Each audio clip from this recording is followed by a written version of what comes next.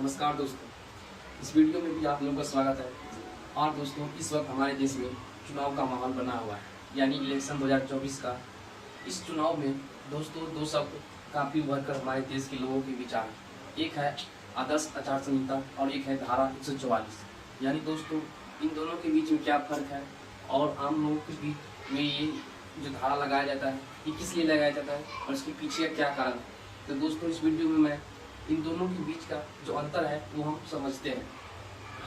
तो दोस्तों, चुनाव आयोग ने 16 मार्च को लोकसभा चुनाव के कार्यक्रम की जो घोषणा है वो कर दी थी। किसी भी देश में लोकतंत्र को चुनाव यानी उसको मजबूत रखने के लिए चुनाव की एक प्रक्रिया होता है, जिसके तहत चुनाव के दौरान आप आदर्श आचार संहिता या धारा 144 के बारे में सुनते हैं। तो दोस्तों, इस वीडियो में मैं आप लोगों को इसी के अंतर समझाऊंगा जो क्या है और इसकी आखिर ये जरूरत क्यों पड़ते हैं। तो 16 मार्च को लोकसभा चुनाव जो इसके कार्यक्रम है वो घोषणा कर दी थी, जिसके तहत भारत में इसके समय जो लोकसभा चुनाव की जो काफ़ी चर्चा हो रही है। तो आपको इसके बारे में पता होना चाहिए कि लोकसभा इलेक्शन यानी 7 चरणों में आयोजित किए गए। पहले चरण की जो वोटिंग है वो 19 अप्रैल को कराई जाएगी, वही 7वें चरण और आखिरी चरण का मतदान 1 जून को कराया जाएगा और वोटों की जो गिनती है और इसकी जो परिणाम आने हैं वो 4 जून को आएगी। तो चुनावी तारीखों का ऐलान करते ही देश में यानी आचार संहिता है वो लागू हो जाती है।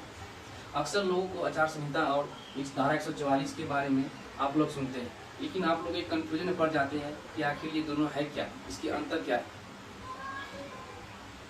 तो दोस्तों, आचार संहिता जो तरह से चुनाव की तारीखों के ऐलान के बाद ही लागू हो जाती है, चाहे वह चुनाव विधानसभा का हो या फिर लोकसभा की। इसके तहत जो बने नियमों का है वो हमारे देश की जनता को पालन करना होता है। आचार संहिता यानी एमसीसी भारत के निर्वाचन आयोग के द्वारा बनाया गया दिशा निर्देश है कि इसमें जो स्वतंत्र और निष्पक्ष चुनाव सुनिश्चित करने के लिए जो जरूरी प्रक्रिया है वो एक बनाया गया है। इसमें नियमों को पालन और सभी राजनीतिक दलों और उसके उम्मीदवारों को करना होता है।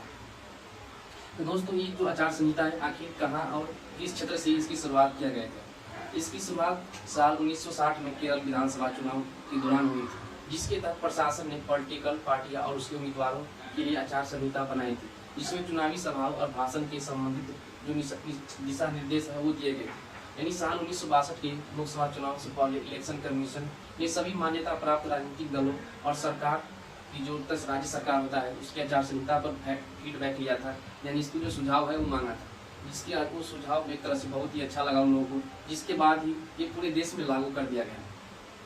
तो दोस्तों, इसके बाद आता है धारा 144। धारा 144 यह भी है कि हमारे देश में एक तरह से जिस समय से चुनाव का माहौल बनता है यानी औपनिवेशिक युग एक तरह से माना जाता है, जिसमें उद्देश्य आम जनता के लिए परेशानी को रोकना और किसी भी क्षेत्र को शांति बनाए रखना होता है। इसी को देखते हुए किसी जो आम व्यक्ति है उसके जीवन में यानी उस समय उसको परेशानी ना हो, इसीलिए यानी किसी भी क्षेत्र में 4 लोगों या इससे अधिक लोगों को एक जगह पर इकट्ठा या जमा न होने के लिए जो प्रतिबंध लगाया जाता है वही तरह से धारा 144 के अंतर्गत आता है। यानी धारा 144 को आचार संहिता दोनों से अलग तरह से प्रावधान बनाए गए। अब यहाँ हम इन दोनों के बीच में जो कुछ अंतर है वो समझते हैं। यानी आचार संहिता की तरफ से लीगल बाध्यता नहीं होती है, वही धारा 144 जो कानूनी बाध्य है इसमें साझा भी हो सकती है और इसके तहत उपयोग किसी भी क्षेत्र या आम व्यक्तियों जनता पर किया जा सकता है। तो दोस्तों, इन दोनों में आप लोग अंतर समझ चुके होंगे और अच्छा लगा तो ये वीडियो अपने दोस्तों, अपने फैमिली मेम्बर और अपने जितने भी परिवार है इन सभी के साथ शेयर करें। तब तक के लिए धन्यवाद।